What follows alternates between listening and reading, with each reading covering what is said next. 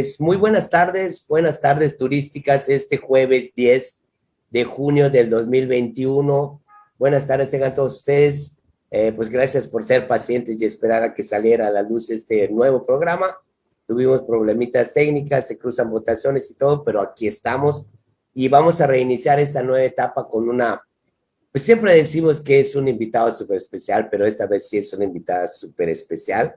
Es la doctora Elda Moreno Acevedo, que nos va a hablar de la historia del turismo, un tema muy, muy interesante para nosotros los guías y las personas que nos gusta el turismo. Buenas tardes, maestra Elda. Buenas tardes, pues muchas gracias por la invitación a los guías de Yucatán, a usted, guía Francisco, que es muy reconocido en el ambiente de los turistólogos del estado, y también pues a todos los que me hicieron el llamado para esta tarde compartir con ustedes una charla sobre este tema que a mí también me apasiona mucho, que es el turismo. Muy bien, maestra Elda. Déjeme presentarles a la maestra Elda, como siempre lo hago, leyendo un poquito de su currículum. La maestra Elda Moreno Acevedo nació en Ticul, Yucatán. Es licenciada en Economía por la Universidad Autónoma de Yucatán. Cursó la maestría y el doctorado en Historia en el Colegio de México. Realizó estudios especializados en finanzas públicas en la Universidad de Venecia, Italia, por eso habla italiano. Jóvenes, si les hace falta una atendiente de italiano, está la maestra. Actualmente es profesora investigadora de tiempo completo en la Facultad de Ciencias Antropológicas de la Universidad Autónoma de Yucatán.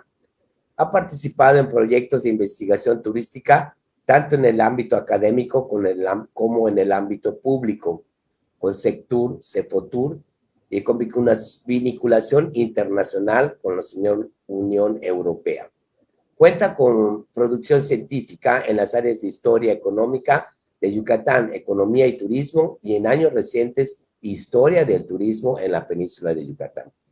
Es consultora especializada en economía y turismo, es coordinadora de la licenciatura en turismo de la Universidad Autónoma de Yucatán del 2017 al 2019, es miembro comisionado del Consejo Consultivo Estatal de Turismo del Estado de Yucatán del 2017 al 2020, es miembro invitado del Consejo Consultivo Municipal de Turismo de la Ciudad de Mérida del 2017 al 2020 y es integrante de la Mesa de Comercio y Servicios Turísticos Consejo de Reactivación Económica del Gobierno del Estado de Yucatán. Pues, muy buenas tardes, maestra Elda. Pues vamos a empezar con las preguntas y respuestas, como es el protocolo de este pequeño programa. La primera pregunta, la que todos queremos escuchar. ¿Cuál es el origen del turismo en Yucatán, maestra Elda? Pues acá, después de varias controversias de cuál es el momento exacto en el que empieza el turismo, en realidad no es que haya un día con una fecha exacta y precisa, ¿no? Pero sí hay un momento en el que empieza a darse a conocer el mundo maya, sobre todo a nivel internacional, y ese momento es más o menos, se ubica en 1923. En 1923 resulta que estaban dragando el cenote sagrado y se publica una nota muy interesante en The New York Times sobre el tesoro que estaba en el fondo del cenote, que eran piezas de máscaras de jade, ornamentos, turquesas, un fin de objetos invaluables y fascinantes. Y ese es el momento en el que, al menos en Estados Unidos, New York Times tenía un tiraje extendido y tenía fotos, que eso era súper importante. Es como ver ahora en nuestras páginas de Facebook y todo, Instagram, todo es foto. Pues era el Instagram de esa época, y comenzó a generar en la gente que estaba en otros lados esa idea de que, wow, existe una civilización muy impresionante, son los mayas, están en Chichén Itzá, y eso está en México. Entonces, allá empieza, es un germen de interés que luego es el que motiva las visitas turísticas, porque nosotros para esas épocas, bueno, la población de Yucatán no estaba tan interesada porque en esos años todavía los sitios arqueológicos eran denominadas ruinas, eran montones de piedras, ¿no? Podemos decir que ese es un punto central para poder explicar después cómo surge el turismo. 1920. Y te iba a preguntar, esa draga del cenote en 1923, no es la de Thompson, ¿verdad? No estamos hablando de la de Thompson. Es la dragada de Thompson. Es la dragada de Thompson, Sí. ok. Thompson, yo he estado fascinada con él como personaje, y Thompson era un hombre que le gustaba mucho hablar de su trabajo de dragado. Entonces sabemos ya que pues mandó las piezas vía valija diplomática a Estados Unidos, pero además mandó fotos y narración de qué era todo lo que estaba encontrando en el cenote sagrado, y pues finalmente eso origina toda una publicidad sobre los mayas. Y esto es el germen del interés turístico para venir a visitar Chichén Itzá. Realmente fue muy importante todo eso que hizo Thompson. Es interesante lo que ibas a decir, porque yo tengo un dato, no sé si tú lo compartes, que la familia Barbachano, que también pesa mucho hasta ahora, la casa que tienes atrás es de la familia Barbachano hoy en día, fue de los primeros que fue a buscar gente al Muelle de Progreso y llevarlos precisamente a Chichén Itzá, donde tenía su hotel. ¿Es cierto eso también? Sí, totalmente de acuerdo. Acá hay una confusión respecto a qué es turismo y qué no es turismo. Yucatán sí recibía mucho viajero, que eran empresarios que venían a hacer negocio del Enequén en los años 20 y 30, que no son considerados turistas. Sí pasean, y ahora ya con nosotros los historiadores del turismo ya se definió muy bien qué es turismo y qué no es turismo. Entonces los que vienen a hacer negocios y todo son visitantes, pero no están haciendo turismo. Esto del Chichén Itzá y el cenote sagrado y todo se consolida en los años 50, que digamos que allá es el arranque del turismo, precisamente cuando se inaugura el Mayaland, y ya los Barbachano comienzan a organizar un paquete turístico que incluye el transporte, el tour y el hospedaje. Ok, bueno, entonces tenemos ese dato. Entonces de ahí podemos decir que arranca el turismo como debe de ser. Un dato que no sé si tú compartas con nosotros los guías, cuando nos preguntan, oigan, a ver si ustedes que saben cuándo empieza el turismo a nivel mundial. Y pues tenemos un pequeño consenso que el turismo es cuando viajas y disfrutas, aprendes las comidas, y no es por viajar de negocios o por viajar, no, ese no es turismo. Y parece que fue con los Juegos Olímpicos de Atenas, cuando la gente empieza a viajar siguiendo los juegos turísticos, pero ya empieza a viajar en el sentido turístico, ¿no? ¿Qué opinión nos das de esto? Me parece un dato importante, interesante, porque finalmente yo lo que he encontrado en mis investigaciones es que el turismo se puede realizar, sobre todo el internacional, con el tema del avión, de la aviación comercial, que eso propicia que la gente pueda viajar de un lugar a otro. Un evento muy grande como el de Atenas tuvo ya ayuda de aviación comercial para poder traer a esa gente de todo el mundo y pudieran presenciar los Juegos Olímpicos. Creo que es una cuestión bien importante y estoy de acuerdo. Como un marcador del inicio del turismo mundial.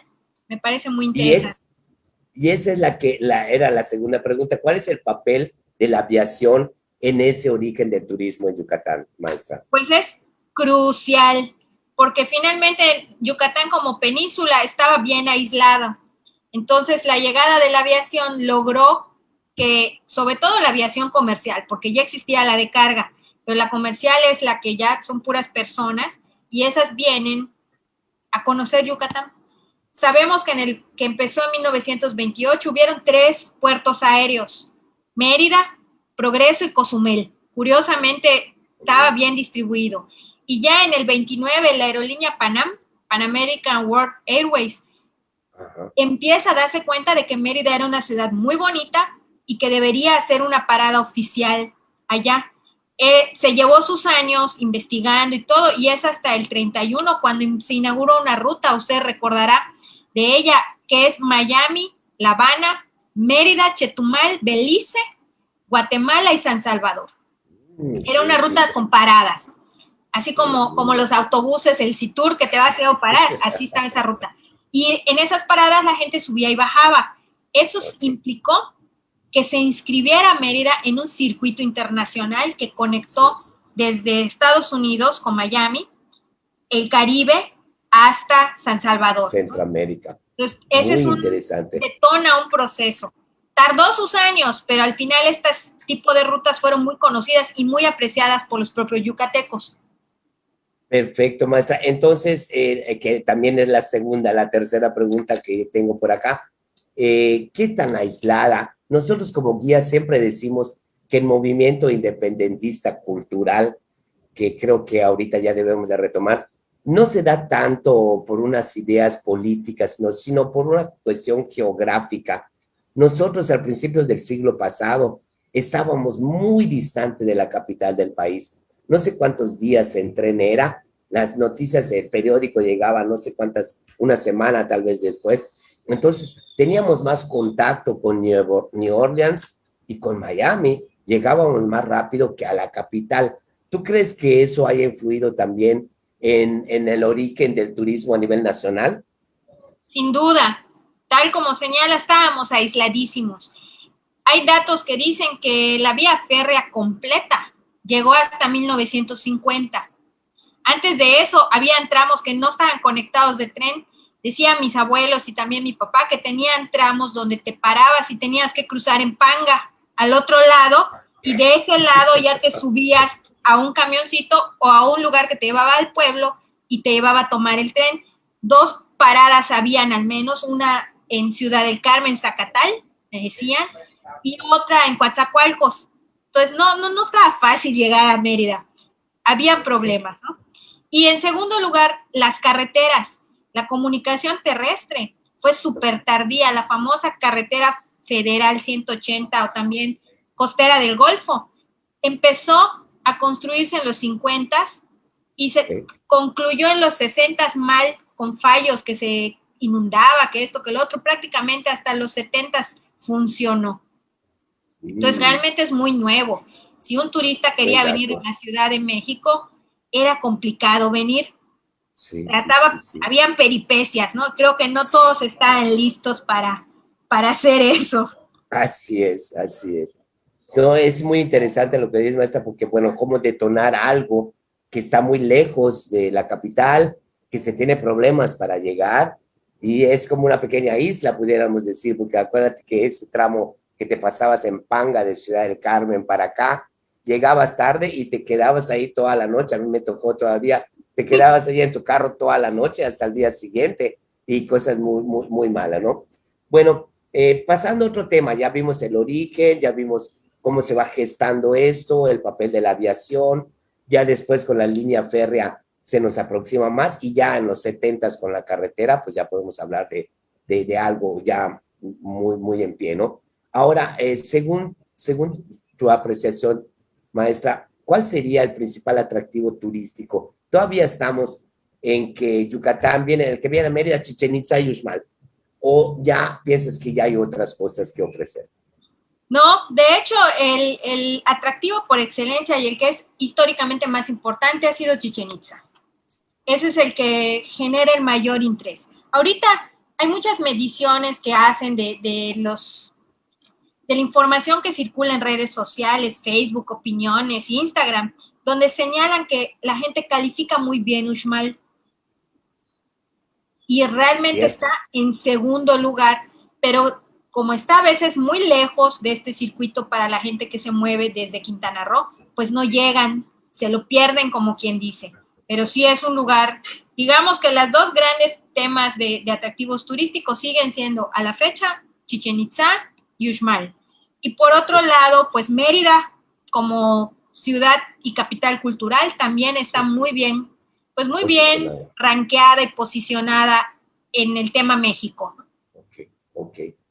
Sí, eso es interesante. ¿Compartes tú la idea también de los guías cuando decimos que tenemos el segundo centro histórico más grande de México, maestra? Sí, y muy bien conservado, y me parece que también la avenida Paseo Montejo, después del Paseo de Reforma y el centro de Puebla y algunas otras ciudades como Zacatecas, creo que es de los más notables que hay en temas arquitectónicos y de conservación, ¿no? Está bastante cuidada y conservada. Coincido completamente. Perfecto. Bueno, una de las preguntas, el inicio del turismo en Mérida. Lo que hablamos al principio, pues el inicio del turismo, otra vez, Chichén Itzá yo creo que es un lugar muy energético. Yo tengo amigos en Belice, gracias a Dios yo hago el tour de Centroamérica, hago Salvador, Belice, Honduras, Guatemala, y tengo muchos amigos de Guatemala y Belice que se mueren por conocer Chichén Itzá. Yo cuando salgo de Tikal, les digo, oye amigo, Tikal es Tikal, Chichén Itzá es otra, pero no sé qué tiene Chichén Itzá que todo el mundo quiere ir a Chichén Itzá. Entonces, Chichén Itzá no está en Mérida. Hablando de Mérida, ¿cuál crees tú que sea el detonante por visitar Mérida? Aparte de lo del centro histórico que ya te comenté un poquito. Pues hay toda esta cuestión de la muestra de la arquitectura porfiriana. Sin embargo, todo eso no fue hecho con fines turísticos, eran las casas habitación de la riqueza del auge nequenero. Se empieza a decir que el inicio turístico de Mérida, la construcción de espacios para que la gente disfrute y vea, empieza en el 45, se pone la primera piedra del Monumento a la Patria, pero el Monumento a la Patria fue tardadísimo, tardó mucho su construcción, se inaugura en 1956 y a partir de ese momento una zona del Paseo de Montejo se empieza a lotificar para establecimientos modernos. Ejemplo, pues la cafetería Impala, etcétera, etcétera. Entonces, es más o menos entre los 60s y 70s, que es cuando se construye el primer hotel, que Mérida empieza a ser visto como un destino turístico. Okay. Engrana perfecto con el tema de Cancún, ¿no? De surgimiento de Cancún y ya de todo esto que es el turismo de Quintana Roo. Sí, fíjate que esa iba a ser la pregunta, ¿no? ¿Qué detona en el gran turismo que tenemos ahora en la península de Yucatán? Y creo que usted, maestra, ha dado la respuesta, Cancún, ¿no? Así es. Finalmente, llega un momento en el que a través del gobierno federal se planifica la creación de un gran complejo turístico. Cancún inicia su construcción, su planificación en 1970 y se inaugura el primer hotel en el 79. Hay algunas inexactitudes de fechas y todo, pero incluso hasta un concurso de Miss Universo ya en los años 80 que posicionó a Cancún en la mente del mundo. En esa época, concurso Miss Universo era una cosa que paralizaba las televisiones de todas las familias de todo el mundo viendo ese concurso, y pues se hizo en Cancún para mostrar, y creo que para el mundo también ver las playas del Caribe y esa arena, fue el descubrimiento de un paraíso, ¿no? Finalmente, sí. Eso marca un gran cambio de rumbo, porque del turismo regular empieza el turismo masivo, que ese sí ya viene a gran escala, y que por supuesto por la cercanía que tiene Yucatán con toda esta región, pues implica que también Mérida y toda nuestra zona empiece a recibir parte de ese turismo. Quería preguntarte algo que está fuera del guión. ¿Qué piensas tú exactamente del turismo masivo? ¿Es dañino culturalmente? ¿Qué es lo que realmente piensas tú del turismo? Estoy hablando de Xcaret y de otras cosas, ¿no? Claro, pues yo tengo que decir mi opinión de... Yo tengo dos formaciones, soy economista, soy historiadora, soy como el abogado del diablo. Veo de un lado y veo del otro. Por un lado, tengo que reconocer que el turismo masivo mueve flujos de dinero impresionantes. Pero por otro lado, también soy profundamente consciente que el turismo masivo agota y desgasta los recursos, ¿no? El otro día me decían la cifra de cuánta basura se genera en un hotel gigantesco y es impresionante, cuánta agua se gasta. Entonces, pienso que en estos momentos en los que estamos, que hay un gran cuestionamiento a todas estas actividades masivas, no las podemos hacer en este momento, es como un punto de quiebre para que empecemos a pensar en nuevas formas de hacer turismo. Yo estoy obviamente a favor del turismo, obviamente creo que todos debemos tener la oportunidad de viajar y si pueden haber opciones accesibles para todos, qué bueno, yo estoy de acuerdo. Me gusta también saber que nuestra región y específicamente en Quintana Roo pues se han sostenido de la actividad turística. Creo que es muy noble y hay que estar orgullosos de la actividad turística. Yo soy profesora de turismo, pero sí pienso que nosotros tenemos que pensar y sobre todo hacer gradualmente, transitar a formas de turismo diferentes. Y las puedo decir con claridad, existe el turismo comunitario, existe el turismo sustentable, quizá ya no tengamos que fletar esos autobuses gigantes, pero un Sprinter de 16 personas está perfecto. Existen otras maneras de hacer turismo que tienen que continuar y tenemos que hacer turismo más consciente, ¿no? Yo creo que hacia allá vamos. Así es. Así es. Fíjate que en la cooperativa de guías estamos proponiendo estos nuevos productos. Conocer, a los que hicieron las ruinas, bueno, a los descendientes de los que hicieron las ruinas que están en los pueblos, y estamos apostándole al turismo comunitario, al turismo equitable, ¿no? Bueno, todo el mundo puede checar nuestra página en el Facebook y ahí puede checar los productos, porque estamos pensando que para ahí se está encaminando la cosa. Antes de que nos coma el tiempo, maestra, ahorita con la pandemia, pues fue un gran golpe para el turismo, ¿no? ¿Crees tú o cómo crees que serían los procesos para esta nueva activación del turismo, maestra? Pues yo soy fundamentalmente optimista con esto. Pienso que al menos en México estamos avanzando con los procesos de vacunación y si observamos el entorno internacional, el mundo gradualmente está comenzando a levantar restricciones. Ahora, también cada región tiene situaciones distintas, ¿no? Economías distintas, restricciones distintas. Pienso que la gran enseñanza de todo este tiempo tan complicado para todos es apelar a fortalezas, capacidad de cambio, de adaptación, desarrollar estrategias nuevas porque las que conocíamos quizá no vuelvan a ser exactamente iguales. Tenemos que confiar también que el turismo es una de las actividades económicas más resilientes, que se recuperan. No se ha podido recuperar porque seguimos en medio de una situación complicada, pero confío en que nos vamos a recuperar. Sirva quizá como un aliento, o yo como historiadora, que nos ha mostrado la historia, que después de las guerras y de los acontecimientos que pues son muy devastadores, siempre viene un auge y un crecimiento turístico. Entonces tenemos que estar preparados, tomar este tiempo quizá que ha sido un poco de bajón, prepararnos un poco más. A mí, por ejemplo, este programa acepté estar porque me parece una iniciativa maravillosa, que todos los guías y toda la gente sé que tienen su buen público, pues conozcan y hablemos de turismo en un momento en el que no es tan sencillo que podamos hacer turismo, pero sí se puede. Yo creo que va a haber una recuperación y tenemos que estar preparados para esa recuperación para poder ofrecer lo mejor en términos turísticos.